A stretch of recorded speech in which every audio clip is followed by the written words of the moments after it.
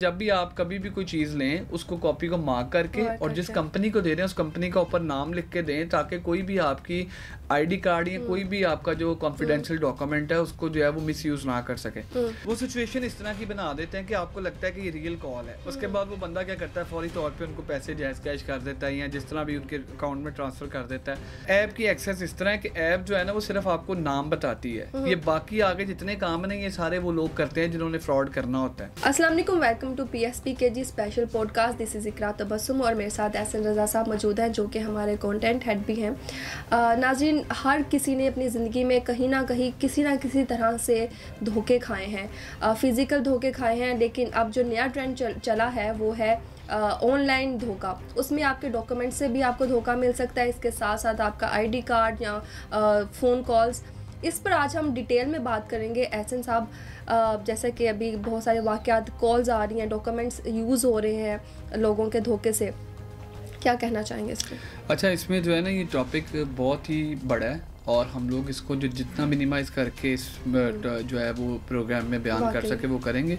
उसमें यह है कि डिफरेंट तरह के जो है ना वो स्पैम आ चुके हैं जिसमें जो है ना वो हमें सबको जो है मुतरक होने की बहुत ज़रूरत है। आपने देखा होगा कि आजकल बहुत ज़्यादा रिवाज है ये इंस्टॉलमेंट पे मोबाइल और ये चीज़ें लेने का, टीवी, साइकिल, फ्रिज जैसी।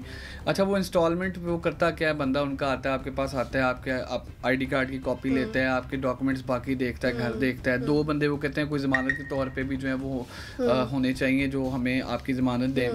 तो वो आपके 3 बंदों के जो है ना डॉक्यूमेंट्स लेके अपनी ब्रांच में जाते हैं, आपको कॉल करते हैं, आप चीज़ पसंद करते हैं, ले आते हैं।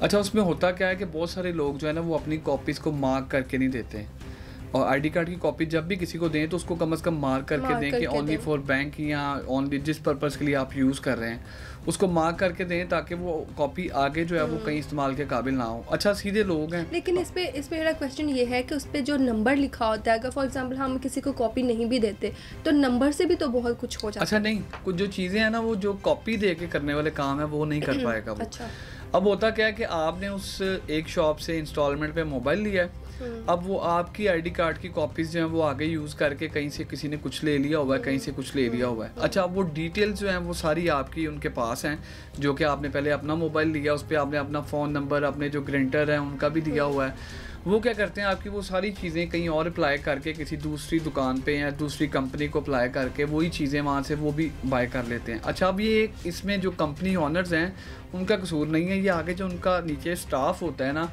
ये सारी चीज़ें अच्छा, करता है। इस पे मुझे एक बात याद आ गया कि मैं कल ही एक वीडियो देख रही थी जिसमें एक बंदा आता है और वो कह रहा यूटिलिटी स्टोर्स में कि आपने इतना ज़्यादा, में एक दफ़ा उनको मैसेज आया कि आपने चीनी भी ली, घी भी लिया, डिफरेंट घर का जो सौदा है वो लिया, लेकिन मैंने तो नहीं लिया। चलो, मैंने एक दफ़ा इग्नोर किया, दोबारा फिर मुझे मैसेज आया कि आपने आटा भी ले लिया। तो वो उसके दुकान पे जाके बहुत ज़्यादा शोर मचा रहा था। तो ये किस तरह से मुमकिन? अच्छा, ये वही मैं आपको बता रहा हूँ कि वो आईडी कार्ड नंबर्स आपके जो हैं वो इनके पास ऑनलाइन रजिस्ट्रेशन ऐप्स होती हैं जहाँ पे ये आपके आईडी कार्ड नंबर पुट करके उसके बाद वहाँ से आपके नाम पे जो है ना कुछ भी कर देते हैं। आपको उस चीज़ का पता भी नहीं होता। और वो यही मैं आगे बात बता रहा था कि जब वो आपके कहीं और भी आपकी आईडी कार्ड कॉपी यूज़ करके फिर आपको क्या होता है, कॉल आनी शुरू हो जाती हैं, भाई आपकी किस्त नहीं आई, आपने यार वो टीवी लिया हुआ है, LCD ली हुई है।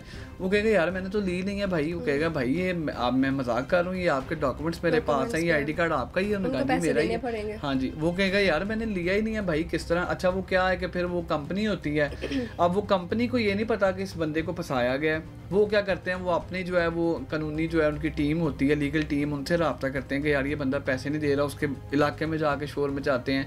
जबकि वो कहता है मैंने भाई लिया ही नहीं है, मुझे पता ही नहीं है, मैंने तो एक मोबाइल लिया था जो फलानी दुकान से लिया था और ये मैंने डॉक्यूमेंट्स वहाँ पे दिए थे। वो कहेगा भाई आप खुद आए थे। चूँकि वो एक पूरी टीम, एक पूरा वो माफिया जो वो मिला हुआ है, वो मिलके और इन चीज़ों को जो है वो सपोर्ट करके और बंदे को फंसा देंगे। इसीलिए जब भी आप कभी भी कोई चीज़ लें उसको कॉपी को मार्क करके और जिस कंपनी को दे रहे हैं उस कंपनी का ऊपर नाम लिख के दें ताकि कोई भी आपकी आईडी कार्ड या कोई भी आपका जो कॉन्फिडेंशियल डॉक्यूमेंट है उसको जो है वो मिसयूज ना कर सके। अच्छा, ऐसा सब ये तो फिजिकल हो गया ना, डिजिटल फ्रॉड की भी हम बात कर रहे हैं। फॉर एग्जांपल की तो पुरानी बात है कि कॉल्स आती हैं बैंक से और बैंक वाले कहते हैं कि अपना सारा बायोडाटा दें, हम आपको इन्फॉर्मेशन देते हैं या आपने कोई इस तरह की कोई पॉलिसी अपने बनानी है। लेकिन अब एक और तरह की भी कुछ कॉल्स चल रही हैं तो उसके बारे में आप क्या कहेंगे? अच्छा, उसमें ये है, वो उसका सिंपल हल है, एक एप्लीकेशन है ऐप स्टोर से आप लोग कोई भी डाउनलोड कर सकते हैं, ट्रू कॉलर। अच्छा, ट्रू कॉलर में क्या होता है कि वो आपकी अगर जिस नाम पे वो सिम है ना, उस बंदे का नाम वो ऊपर लिखा हुआ आ जाता है, आपके अननोन नंबर भी है तो आपको नाम पता चल जाता है कि ये बंदा कौन है। उसके बाद वो आपके डिफरेंट जो एप्लीकेशंस हैं जो आप सोशल मीडिया यूज़ करते हैं, आपकी फेसबुक आईडी, अगर आप व्हाट्सएप पे हैं तो वो भी बताएगा, और लिंक्डइन पे है वो भी बताएगा, अगर आप एक्स पे हैं वो भी बताएगा। तो वो सारी जगह से आपका डाटा कलेक्ट करेंगे। उसके बाद डाटा कलेक्ट करने के बाद वो आपका नाम लिख लेंगे, आपको फेसबुक पे आपकी देखेंगे एक्टिविटी क्या है, अच्छा। आप किससे ज़्यादा प्यार करते हैं, किन को ज़्यादा कॉल्स करते हैं, वो देखते हैं मैसेजेस कमेंट किसको किए हुए ये हैं। ऐप की एक्सेस सबके पास है क्या? अच्छा, ऐप की एक्सेस इस तरह है कि ऐप जो है ना वो सिर्फ आपको नाम बताती है, ये बाकी आगे जितने काम नहीं, ये सारे वो लोग करते हैं जिन्होंने फ्रॉड करना होता है।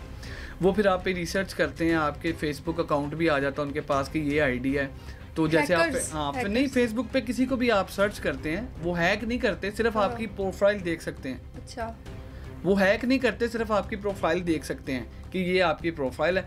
अच्छा, उसमें आप वो कॉल करते हैं डिफरेंट तरह के, इसमें जो है स्पैम आ गया, वो क्या करते हैं कि आपको सबसे पहले कॉल करके वो कहेंगे जी आपका जी भतीजा जो है ना, पुलिस वाले बन के, आपका भतीजा जो है ना वो हमारे पास है।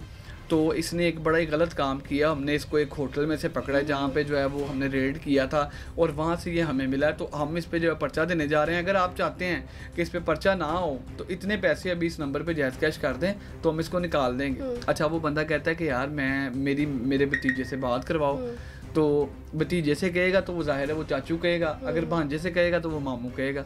अच्छा, वो क्या करते हैं, उस बच्चे को कहते हैं हाँ जी ये बात करो जी, वो बच्चा उनका अपना ही होता है, वो कहता है जल्दी से आ जाए मामू, जल्दी से आ जाए, मुझे बचा लें। तो वो इस तरह कॉल करके अपने जो है घर वालों को कहता है जल्दी आ जाए, बस इतनी बात उन्होंने करवानी है, उसके बाद जो है उन्होंने कॉल ड्रॉप कर देनी है। अच्छा, अब जिस बंदे को कॉल की है वो परेशान हो जाते हैं कि क्या करूँ मैं, जल्दी से उसी में मतलब आती है जैसे आपके प्यारे होते हैं। नहीं, वो सिचुएशन इस तरह की बना देते हैं कि आपको लगता है कि ये रियल कॉल है। उसके बाद वो बंदा क्या करता है, फौरी तौर पे उनको पैसे जैज़ कैश कर देता है या जिस तरह भी उनके अकाउंट में ट्रांसफ़र कर देता है। तो उसके बाद वो जब घर कॉल करता है या पता चलता है वो बच्चा तो घर पे ही है, तो वो एक फ़ेक कॉल थी, वो आपसे पैसे ले गए। इसी तरह आपको आए दिन जो है वो जीतो पाकिस्तान और बोल न्यूज़ गेम शोज़ की भी कॉल्स आती हैं, आपका जी 5 लाख का इनाम निकला है। अच्छा, अब जो बंदा घर बैठा है परेशान है, जिसको 50,000 रुपये बिल आया, 20,000 उसके घर का किराया, ये वो जब आप उसको इस तरह की कोई जो है ना खबर सुनाएंगे ना, तो वो एक दफ़ा रिलैक्स हो जाएगा।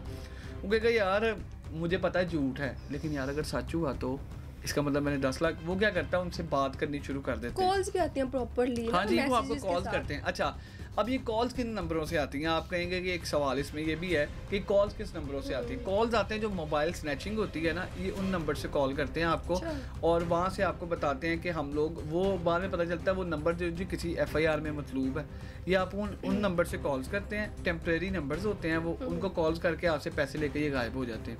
लिहाजा इस तरह की किसी भी एक्टिविटी में जाने से पहले मैं कह रहा हूँ कि सबसे पहले आपने अपने होशोवास में रहना है। ऐसे सब आपके साथ कभी हुआ ये? मेरे साथ एक दफ़ा अच्छा नहीं, मेरे साथ जो है वो एक वाकई में एक एक्सपीरियंस बड़ा ही बुरा हुआ था।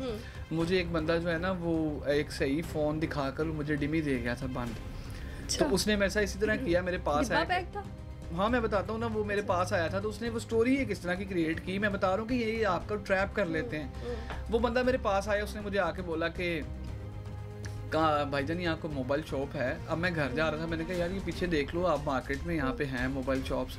तो कहता यार मैंने ना एक मोबाइल सेल करना है तो वो ले लेंगे। मैंने कहा भाई मुझे नहीं पता, वो ले लेंगे। कहता यार असल में मैं जिस घर में काम करता हूँ ना, मैंने वहाँ से मोबाइल उनका उठाया है। तो ये मैं आपको पुरानी बात बता रहा हूँ कि इतनी अवेयरनेस मुझे भी नहीं थी। तो मैंने उनका मोबाइल उठा लिया, तो वो मुझे पैसे नहीं दे रहे थे, तो मैंने मोबाइल उठा लिया, वो मैंने बेचना है, तो जितने का भी बिकता है ले लो। तो मैंने कहा यार नहीं, खैर मेरे पास तो पैसे नहीं है। अच्छा, वो मुझे कहता, मैं घर से वैसे निकला था, तो मुझे कहता आपके पास कौन सा फ़ोन है? मैंने कहा यार मेरे पास तो ये जो है वो एक नोकिया का वो एक्सप्रेस म्यूज़िक होता था। मैंने कहा यही है मेरे पास। अच्छा, आप ये मुझे बताएं आप पैसे कितने आप मुझे इसके साथ दे देंगे? अच्छा, मैं अपना मेरा माइंड, मैंने कहा यार ये मुझे दे रहा है और फ़ोन भी मैंने कहा नया है, तो सैमसंग का फ़ोन था। और मैंने खैर देखा, मैंने कहा अच्छा यार इस तरह है कि वो दिल बेईमान लालच आ गया। मैंने कहा मेरे पास तो अभी ऑलमोस्ट कुछ 500 रुपीज़ और या 1000 होगा मेरे पास। उनका चलें आप वो दें मुझे, लेकिन प्लीज़ इसको जो है ना, उसने मुझे दिखाया, मैंने सारा चलाया, कैमरा चेक किया, उसने कहा, उसने बंद किया।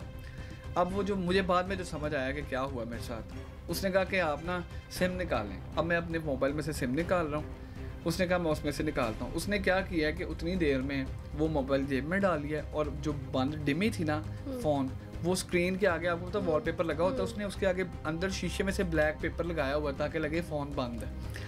मुझे कहता अभी यहाँ पे ऑन ना कीजिएगा, आप घर जाके तसल्ली से कीजिएगा, मैं जा रहा हूँ। लेकिन इतनी बात करके वो मैं घर आया हूँ, घर आके मैं फ़ोन को ऑन कर रहा हूँ, वेट भी उसका वही था, सब कुछ था, लेकिन वो जज नहीं हो पा रहा था। तो वो मुझे ना वो डिमी दे के चला गया। अब वो देखिए ये मेरा लाइफ एक्सपीरियंस मैं आपको बता रहा हूँ कि मेरी लाइफ में जो एक्सपीरियंस हुआ है, और ये मैंने आइंदा के बाद कभी भी खैर ऐसा नहीं किया कि मैं किसी के पास भी जाऊँ और किसी से भी कोई चीज़ ले लूँ। तब जाहिर है अवेयरनेस मुझे भी नहीं थी, तो इस तरह के ढेरों फ्रॉड्स हो रहे हैं। और आप अब ये ATM का फ्रॉड आजकल आया हुआ है। वो बंदे क्या करते हैं कि वो आपको ATM कार्ड जो है ना, वो कहते हैं कि यार मेरा जो है ना वो अटक गया अंदर, तो ज़रा काइंडली आप आके देखते हैं अंदर। हाँ जी। अच्छा, तो वो बंदा जो बाहर वेट कर रहा है वो अंदर आ जाता है। वो अंदर आता है तो उसके बाद वो कहते हैं आप ATM कार्ड अपना डालें। मेरा बाहर नहीं निकल रहा। इतने में वो अंदर से लॉक करके वेपन निकाल लेते हैं कि भाईजान अपना ATM कार्ड ATM कार्ड निकालो। और डिजिटल में है कि ऑनलाइन उससे ज़्यादा वो आपके अकाउंट से अमाउंट ट्रांसफ़र कर लेते हैं और आपके मोबाइल को हैक करते हैं। ज़्यादा आसान है फ्रॉड, है ना। अच्छा, फ्रॉड ये क्या है, इसमें ना ये कोई एक बंदा नहीं कर सकता, इसमें पूरी टीम होती है जो ये मिल के ये काम करते हैं।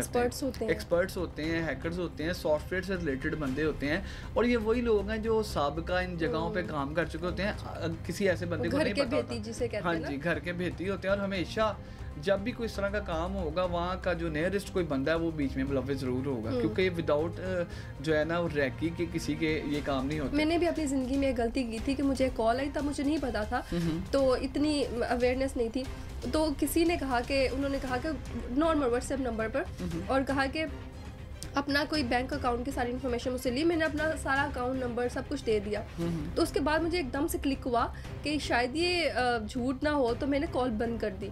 मतलब आधी से ज़्यादा मेरी इन्फॉर्मेशन उनके पास चली गई थी। देन उसके बाद मैं इस पर रिसर्च किया, तो वाकई में ये चीज़ काफ़ी लोगों के साथ हो चुका हुआ था। आपके सारे अकाउंट से पैसे उन्होंने ले लेने थे, और आइंदा भी जो है ना आपको वहाँ पे उन्होंने माइनस में छोड़ देना था, और भी लोन लेके, क्रेडिट कार्ड लेके, ताकि जो आपके अकाउंट में है वो भी गए, और जो उन्होंने आगे से लेने थे वो भी चले जाने थे। क्योंकि जाहिर है बैंक को तो आपका रजिस्टर्ड नंबर है, OTP आपका आपके नंबर पे जा रहा है, आपकी सारी चीज़ें तो उन्होंने हैक कर ली।